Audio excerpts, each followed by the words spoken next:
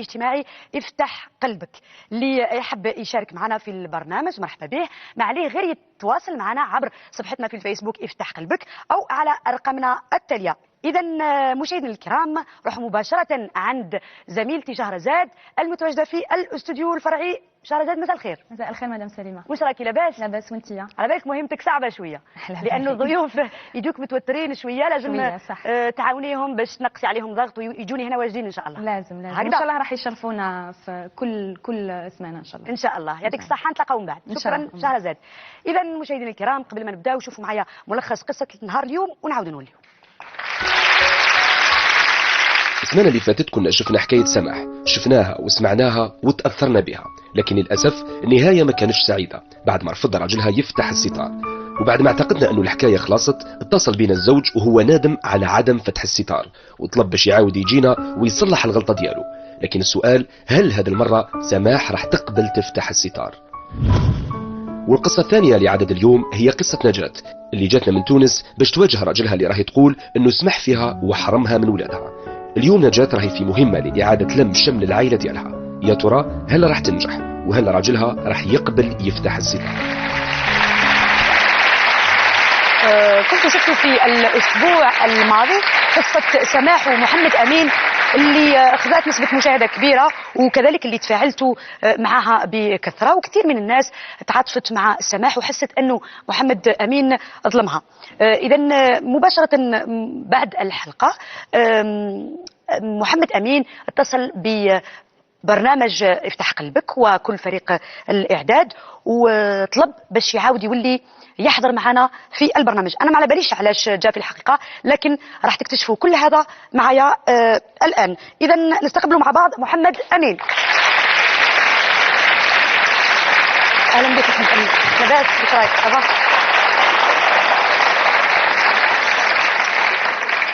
محمد امين صافا؟ احكي لي قبل يعني لما مباشره خرجت من بلاطو برنامج يفتح قلبك وش صرا موراها؟ نطلب منها السماح، ظلمتها. وش حسيت كي خرجت من البلاطو؟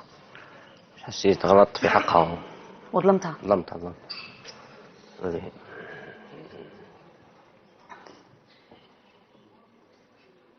احكي لي شويه عليك وعلى سماح. شنو نحكي لك؟ احكي لي من الاول كيفاش، احكي لي حاجات مليحه ايجابيه، وحبيت كذلك نسمع لا فيرسيون تاعك يعني تاع القصه. حوايج الملاح انها كيما نقولوا وقفت معايا كي كنت محتاجها. كيفاش وقفت معك؟ قول لي. تما كيما نقولوا كم شفتوا خطر فات الشيء اللي دارته. ما قالت لك مانيش نسمع برك كيما قالت لك دابزت مع دارهم ولا جالتي انا لك على بالكم بها. كاين حوايج بزاف ملاح تسمح فيها. لانه خليني نقول لك فقط حاجه بيني بينك محمد امين، ما كاش وحده تصبر لك كما صبرت لك هي بعد يعني خليني نقول العذاب يعني اللي تعذباته منذ الصغر، وخاصه منذ انها تزوجت بك، فهمني؟ باسكو علاش خيراتك انت على والديها، وهذا ما كاش مرات ديرها. مازال ما صراتش بالك بصفه قليله، بصفه هاي صرات مع سماح ومحمد امين. باش تشوف شحال تحبك هذه المراه وشحال يعني تعزك وماشي حابه تسمح فيك، فهمت؟ وراحت منكسره هنا على بالك، راحت تبكي معذبه. احكي لي دوك شويه نتايا، لانه في الحلقه اللي فاتت ما سمعناكش. شنو نحكي لك مثلا احكي لي يعني وش صرا بينك بينها من اول يعني لحظه بعد الزواج تاعكم؟ عشتوا بيان؟ كنتوا لاباس عليكم تويا؟ كنا لاباس. هي بعد صراو مشاكل كيما نقولوا مع دارنا، ما كنت ساكن وين من دارهم هي في السيله. بعد صراو مشاكل في الدار، خرجت ولات هي في جهه انا في جهه. ومن بعد انت ما قدرتش تكري، يعني الامكانيات تاعك ما كانتش تسمح لك باش تقدر تكري بيت ياويك انت وياه هكا؟ خدمه ما كانش والامكانيات ما لقيتش خدمه. واش تخدم انت؟ انا واش تخدم؟ سما كنت في العسكر وخرجت انا. دوك نخدم حاليا اعمال حره. واش تشري وتبيع هكا؟ يعني تليفون ما كان كيما نقولوا حنا بريكول هكا. لا لقيت حاجه تبيعها أعمال ما حرة لقيتش راك وخلاص، قاعد. هل حكايه يعني القصه كلها حكايه امكانيات ولا حاجه واحده اخرى؟ فهمتش كيف حاجه. يعني كيقول لك امكانيات، يعني ما قدرتش تستقر انت وزوجتك في بيت واحد واحد بسبب كيما يكونش الامكانيات، مستقر يبانوا بسبب ظروف المشاكل. الحياه. واحد كيما يكونش مستقر ومتهني اه يبداو يبانوا المشاكل، يولوا المشاكل هذوك ياثروا على كيما نقولوا علاقه بينه وبين زوجته. وكان يعني يكون عندك خدمه ودار ها تتبدل حياتك ان شاء الله. مانيش نحس فيك بلي مقتنعت ما جيك اليوم هكا عاود وليت وعاود عطيت لك وليت يعني وحدك، كاش واحد جبرك قال لك تعاود تجي؟ لا الحمد لله وحدي. صح لا عليك. وعاودنا فتحنا لك البيبان صح. ممكن وكان برنامج اخر يقول لك خلاص جزت خطره في البرنامج خلاص. احنا عطينا لك فرصه ثانيه. علاش؟ لانه الهدف تاعنا اننا نجمعوكم دائما العائلات هذه من جهه، ومن جهه واحده اخرى حسيناك انك ندمت حقيقه. ندمت هيك. ما راكش حاب تضيع زوجتك، ما راكش حاب يعني تطلقها حقيقه. علاش درتها؟ باسكو على بالك هم شافوها كامل الناس وعائلتها يعني شافت باللي هذاك الزوج اللي خليتيه على جنه ها وخلاك امام كامل الناس. فهمتني محمد امين؟ فاليوم نحيي احنا انا المبادره تاعك هذه لانك وليت وانت ثاني قدام كامل الناس باش تقول لهم من حد زوجتي. لكن انا مش راح نجيب سماح وكان ما تحكي ليش. باش نحكي هاك عطيتها بضحكه. باش نحكي لك. ما على باليش اصلا الا جات ولا ما جاتش. ما على فريق البرنامج يعني انتقل لعندها بصح ما على باليش اسكو موجوده هنا ولا لا. ان شاء الله تكون جات. ان شاء الله. قول لي. احكي لي. مثلا مش راح نحكي لك. وشنو هما المشاكل اللي خلاوك تخلي زوجتك؟ وشنو هما؟ ظروف صعبه. ايه صح. معليش واش جيت تقول لها اليوم؟ باغ اكزومبل راني نعاون فيك. جيت نقول لها صح قصرت معاها ظلمتها كما راهي تقول وحقرتها. قصرت معاها وحقرتها. انت ندمت على الحلقه ولا ندمت على المعيشه اللي عيشتها لها ولا بين زوج؟ ندمت كي خليتها عندها عام وهي قاعده وحدها وانا وحدي. ثم بعد على بالك والله ماني نسمع فيك يا محمد. قلت لك ندمت كي خليتها ثم هي عندها كما نقولوا عام وحنا بعاد على بعضنا ماشي. فايت العام. فايت العام. هي تقول لي عامين. فايت العامين. شفت وصبرت لك. دونك مرة فحلة هذه يا محمد امين لازم نحافظوا عليها لانه ما نلقاوهاش في كل دوره. ما نلقاوش مرة هكا اللي تصبر للراجل وحامله دل النساء وتخدم في ديار الناس يعني والجوع والفقر وكلش وشاده في رجلها وما تحوش عليها وما تسقسيش عليها وما تخدمش عليها وشاده فيك.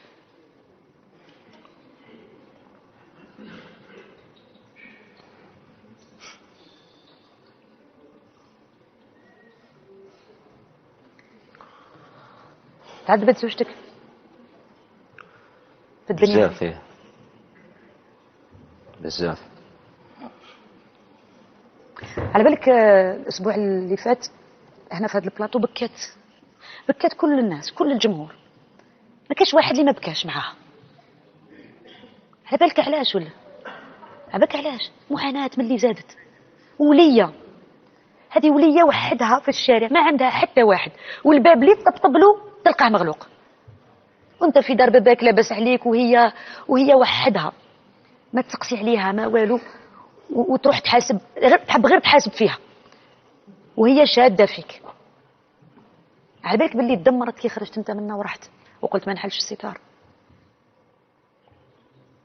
تدمرت. تخيلوا كان جيت انت في مكانها ومن بعد هي ما تحلش الستار كيفاش راح تكون ردة فعلك؟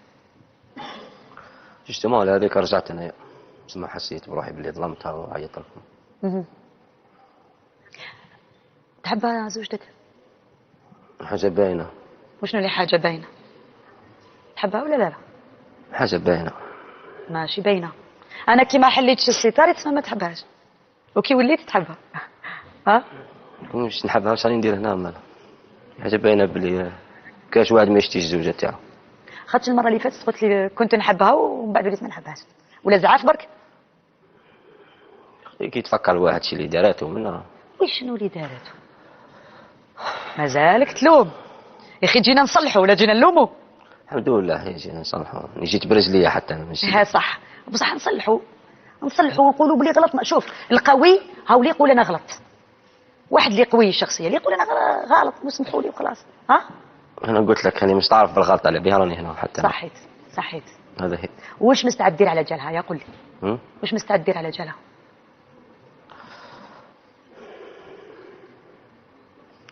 بزاف حوايج. بزاف حوايج مازال. شوفوا كيف نكريو ونتلموا ولا شوف. هذا هي. شوفوا كيفاش تكريو. نعاودوا نتلموا نداروا جديد، شغل ما كان والو، نبداو صفحه جديده. انا شوف كيما يعني تكلمت في الحلقه الماضيه وقلت باللي لازم نعاونوا بعضنا ولازم نتضامنوا مع بعضنا. هذا سي ان جون كوبل راهو يتخبط في المشاكل الماديه، باش يعاودوا يولوا لبعضهم لازم نعاونوهم، لازم ندوا لهم يد المساعده. كاين اللي يقدر بالشيء اللي يقدر عليه يعاونهم، كاين اللي يقدر يسلف لهم دار، كاين اللي يكري لهم، كاين اللي يدخل ويخدم. كل واحد فينا يدير حاجه باش نقدروا نعاونوا هذا الزوجين. وارقام البرنامج موجوده اسفل الشاشه، وكذلك صفحتنا في الفيسبوك افتح قلبك.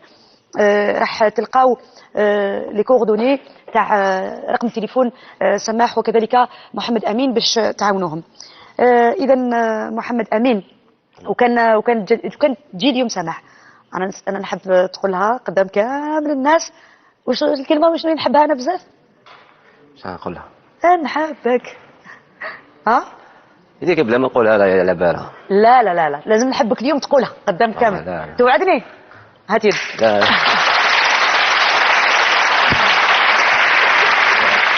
إذا إن شاء الله سماح زوجة محمد أمين تكون موجودة اليوم معنا في برنامج افتح قلبك.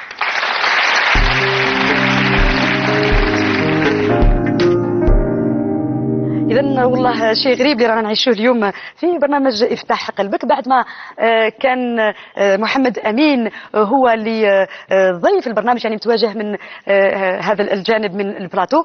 اليوم انعكست الأمور وجا هو يطلب السماح من زوجته لما رفض أنه يفتح الستار عليها ويسمح لها. إذا اليوم ما على بالناش اذا جرح سماح تلم وتقدر تسمح يعني لزوجها وتعاود تولي له. نروحوا مباشره عند زميلتي شهرزاد نشوفوا اذا سماح راهي متواجده معها والا لا. شهرزاد نعم. مساء الخير، واش راكي؟ مساء الخير. الحمد لله. الحمد لله. قولي لي. نعم. سماح موجوده معك؟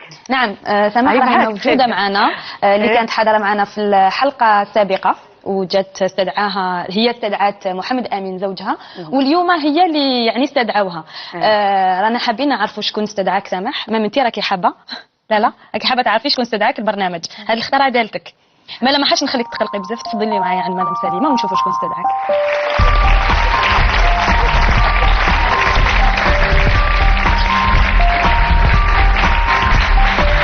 سموحه واش راكي؟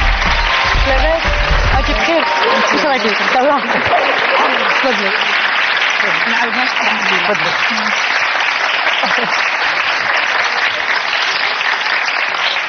سماح واش راكي؟ لاباس. هدينا لي شويه هكا فقط. هكذا تخي بيان. واش راكي سماح؟ والله لاباس. لاباس. قولي لي سماح، كي رحتي منا كيفاش صرالك؟ على بالي خليتك في كيفاش يقولوا حاله نفسيه شويه صعبه. كي رحتي منا كيفاش صرالك؟ احكي لي. رحتي من نهار منا. حاجة ربي. مرحبا بها. مرحبا بها. وما حسيتيش باللي تخدعتي؟ بزاف. كنت شحال من مرة. كنتي تسناي فيه ما يحلش الستار؟ حسيتي باللي ما كانش يحب يحل الستار؟ انا والله حسيت راح يحل الستار، ما باليش. هو كي يقول كلمة يقول. نعم. هو كي يقول كلمة يقول. ما يرجعش في كلامه. جينيرالمون ما يرجعش في كلامه هكا. مال في يقول وهكا من بعد يولي بالك نغيظو ما نعرف. بصح هذه ما توقعتهاش باللي ما يفتحش الستار. لا ما توقعتها. وانت برنامج يفتح قلبك كان هو اخر حل بالنسبه لك؟ خلاص هو كان رفع عليك دعوه الطلاق، ما رحتيش المحكمه ديك البرنامج.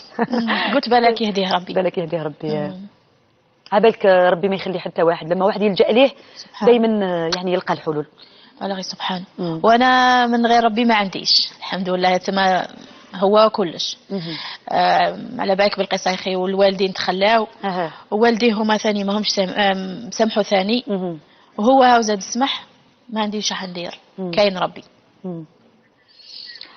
كاين ربي، وحنا كذلك رانا واقفين معاك، وكذلك كل الجزائريين تعاطفوا مع قصتك وحبوك كثير، وحبوا التضحيات اللي درتيها في حياتك من اجل عائلتك، من اجل زوجك، من اجل باش يعني تتضاربي مع الدنيا. حاولت معاهم شحال من مره بصح ما حبوش. لا ما فهمتش. لا شوفي يعني كيفاش يقولوا، لازم تحاولي مرة و20 و30 و100 انك تعاودي تقولي لاهلك، لانه مهما يكون هذوك اهلك ويحبوك انا متاكده، لكن ما على بالناش ممكن واحد فيهم يكون اليوم استدعاك البرنامج يفتح قلبك. تحبي تشوفي شكون استدعاك؟ تحبي تشوفي؟ شوفي معايا شكون استدعاك اليوم البرنامج يفتح قلبك، شوفي معايا.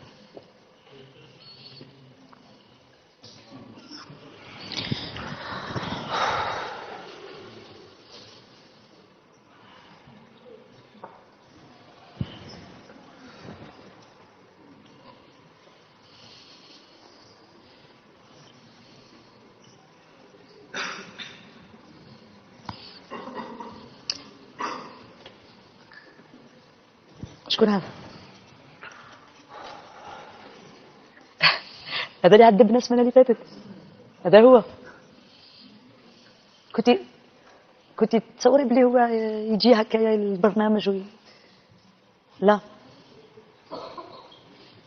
علاش سكتي؟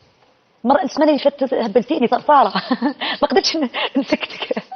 قلبي معمر. قلبك معمر ولا المفاجأة؟ ها؟ ما والله ما فهمت. تحبي تسمعيه واش جاي يقول لك؟ تحبي تسمعيه؟ معليش. محمد امين، انا هاي سمح قدامك اليوم، وش حبيت تجي تقول لها اسبوع بعد يعني بث البرنامج كيفاش يقولوا؟ اهلا بيك. او يهدر معك؟ السلامة. السلامة. لاباس. لاباس الحمد لله. الحمد لله. نحلك الزعاف.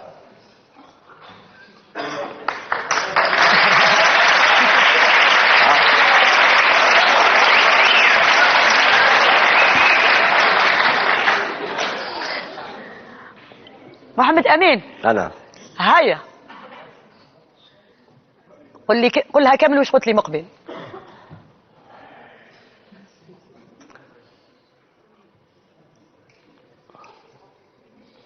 سامحتني ولا؟ باش تسامحك لازم تهدر، لازم تتكلم، لازم تطلب منها، لازم تحكي لها، لازم تفتح لها قلبك. هاي جاتك فرصة ما تزيش تخليها. كانت عندك الفرصة الأسبوع الفارط وخليتها تجوز وندمت. احكي لها. صح جيت الخطأ اللي فاتت بعد خممت بلي ظلمتك صح وحقرتك. سمحتي في والديك لجالي.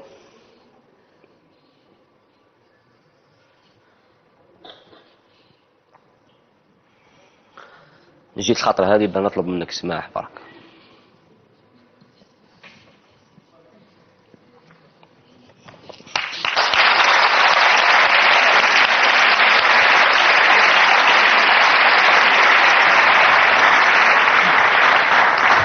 سماحتي ما نحبش نشوف يعني الدمع على خدك، ان شاء الله تتمحى الى الابد ان شاء الله، لانك عانيتي بما فيه الكفايه. خلاص ان شاء الله كما يقولوا هذا حد الباس ان شاء الله.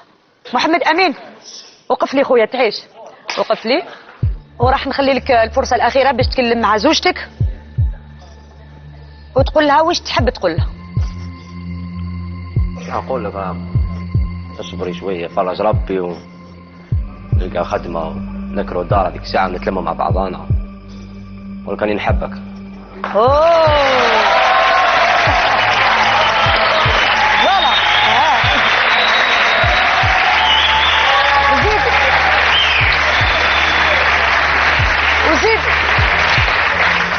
وزيد كمل لي وكمل لي وما نسمحش فيك ابدا.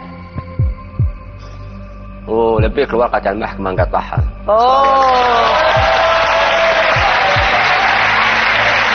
اسمع،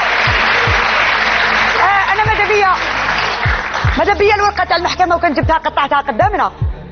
زي نزيد نخلي لك المجال جمله اخيره. نوعدك بربي ان شاء الله والله ما نخليك.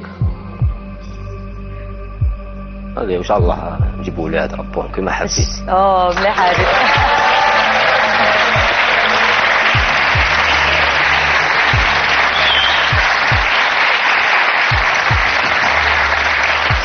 سماح، وانت واش حبيتي تقولي للزوج تاعك؟ انا قبل ما تقولي له نسالك يعني سؤال. راهو كما يقولوا مصير الكوبل تاعكم راهو بين يديك انت اليوم جا البرنامج زوجك باش يطلب منك السماح ويقول لك هيا نعيشوا مع بعض. نفس الجمله اللي سقسيتي عليها الاسبوع الفارط انا نسقسيه لك، انا نسالك نفس السؤال. محمد امين جا اليوم البرنامج يطلب منك السماح ويطلب منك تعاودوا تولوا كيما ما قبل، وشنو هو ردك؟ لازم يبدل لابيس تاعو. انا نقول ومن بعد هو قابل تبدل لابيس. نتبدل كومبلي مش غير البيس. هاي تخيبيا زيد هاتنا. ثانيا وشنو ثانيا؟ زيدي بروفيتي. وعد. قالت لك وعد امام الجميع. قدام ربي وعباده. قدام ربي وعباده. زيد ما يزيدش يتسبي. قولي له وما وشنو؟ هو على باله هو كي مثلا ندير حاجه هكا صغيره ويبقى شادها لي ويكررها شحال من مره، هذيك ينحيها باسكو عييت منها. وشنو ما يزيدش؟ هاو فهمتني. فهمتك. نفتحوا الستاره هذا. هيلا شفتي هو مقلق هو. قولي له دوكا وشنو احساسك؟ زيدي تكسلي ما عندك زيدي. هاي زيدي خمي مليح وجيبي لي حقي من هذوك. هضري على زوجك، خلينا من الامور الاخرى. وتقولي له يخدم ويدير الدار ويخدم ويوعدني، باسكو وعدني بخلاف هذه المره وما وفاش بوعده. يوعدني قدام الناس كامل.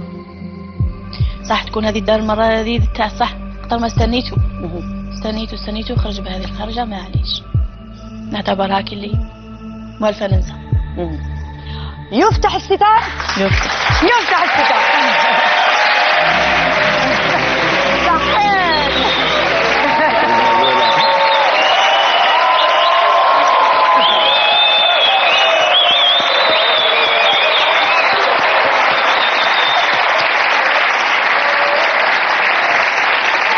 محمد امين ادنا المركز. زيد ادنا شويه فقط. زيد هكا. شحال شابين ما شاء الله عليكم بين زوج، والله كوبل ما شاء الله. ربي يحفظكم ان شاء الله ويخليكم دائما هكذا متحدين، لانه رغم كل ظروف الحياه الصعبه لما يكونوا زوج يتغلبوا على كل المشاكل، ولما كل واحد يكون وحده تضعفوا وما تقدروا تقاوموا حتى مشكل. ما تنساوش انه دائما في الاتحاد قوه، وبين زوج تقدروا تغلبوا على كل شيء. واحنا ان شاء الله برنامج يفتح قلبك وكذلك كل الجزائريين اللي يشوفوا فينا متاكده انهم راح يعاونوكم باش تكريوا دار وتكون عندكم دار. ومحمد امين تكون عنده خدمه مستقره يقدر يجيب بها قوت زوجته. وكذلك نتمنى ان شاء الله انكم تجيبوا طفله ولا طفل تملى عليكم حياتكم، وربي يحفظكم. وعد تتهلا لي فيها. حاجه باينه. وعد. وانت ثاني تهليتي زوجك، يعطيكم صحه وشكرا اللي جيتوني. شكرا جزيلا.